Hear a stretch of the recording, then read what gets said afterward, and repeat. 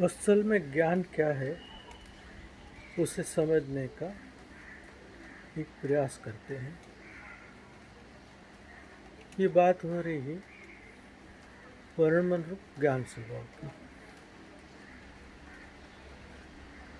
तो उसे समझाने के लिए ये कहा गया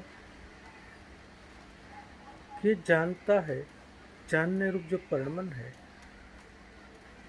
वो ही ज्ञान है।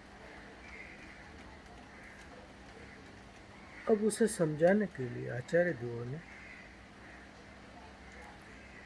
ऐसा कहा, जो घट को जानता है वो ज्ञान है, जो पट को जानता है वो ज्ञान है। तो यहाँ पर समझाना है ज्ञान को, और उसके लिए बीच में घट और पट को लाया गया। घट पट को समझाना नहीं है, लेकिन जानन परमन को कैसे समझाया जाए। तो कहा गया कि जो घट को जानता है वो ज्ञान है, जो पट को जानता है वो ज्ञान है। अब शिष्य को कुछ हद तक समझ में आने लगा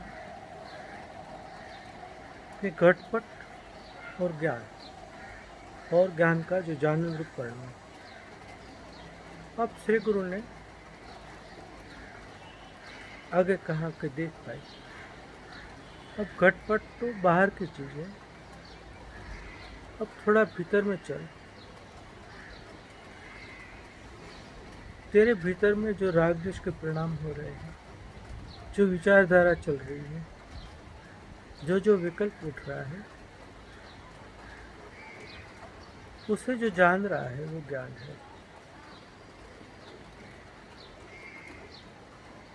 अब जो बात घटपट थी, बहिर्मुक्ति की बात थी, वहां से उसे छुड़ाकर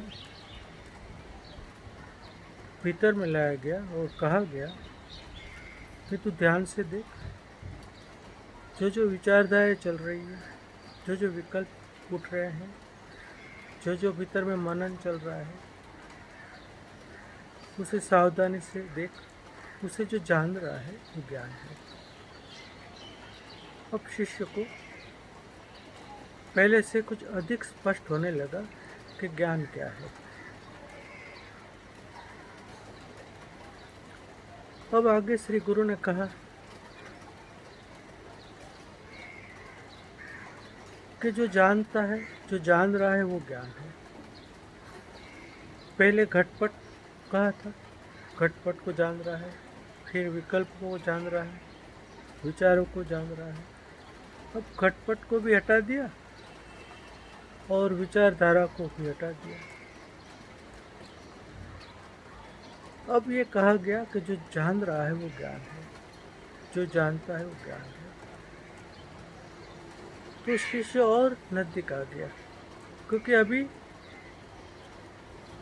विचार और विकल्प को जानने की वाली बात समाप्त हो गई। अब तो बात आ गई कि जो जान रहा है वो ज्ञान है। यहाँ तक श्री गुरु ने ज्ञान को समझाने का प्रयास किया। वास्तव में अभी भी जो ज्ञान है वो कहा नहीं गया है, क्योंकि जो ज्ञान है उसे कहने के लिए विश्व में कोई शब्द ही नहीं है कि कहा जावे कि ज्ञान है। तो उसे समझाने के लिए बीच में घटपट को लाया गया, बीच में विचार को लाया गया, बीच में विकल्प को लाया गया। तो एक मात्र समझाने का हेतु से कहा गया, लेकिन वास्तव में अभी भी जो ज्ञान है वो कहा नहीं गया, क्योंकि उसको कोई कैसे कह सकता है कि जान रहा है वो ज्ञान है, जान रहा है वो ज्ञान है। वास्तव में यहाँ पर भी जो ज्ञान है वो आया ही नहीं, लेकिन शब्दों के द्वारा उसे कहना बहुत कठिन है कि ये ज्ञान है।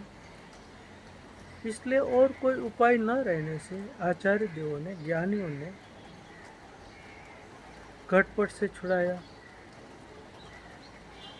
फिर कहा विचार को जानता है वो ज्ञान है। फिर विचार से भी छुड़ाया और कहा जो जानता है वो ज्ञान है।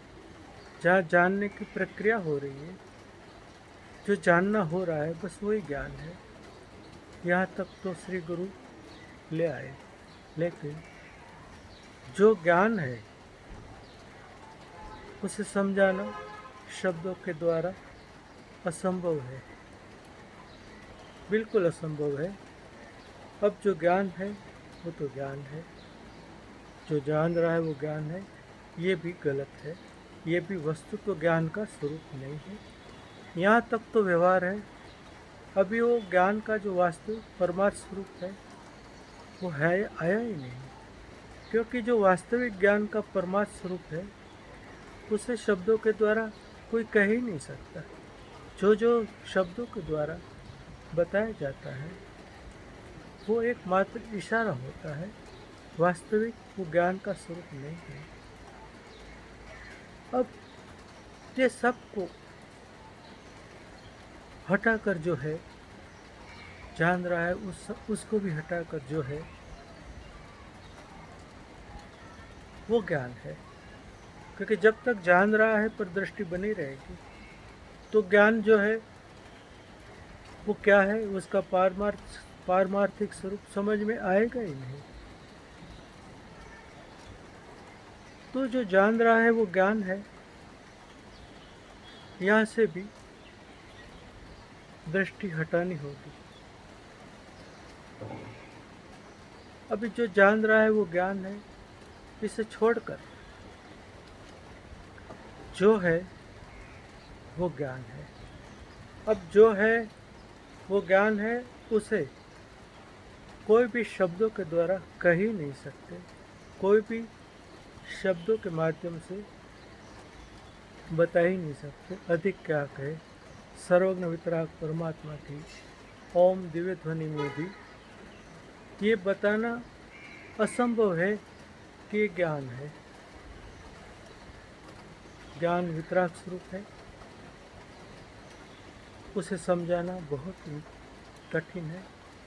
इसलिए ये आखिरी जो बताया गया, जो जान रहा है वो ज्ञान है, वास्तव में वो भी ज्ञान नहीं है। इसे छोड़कर जो है वो ज्ञान है।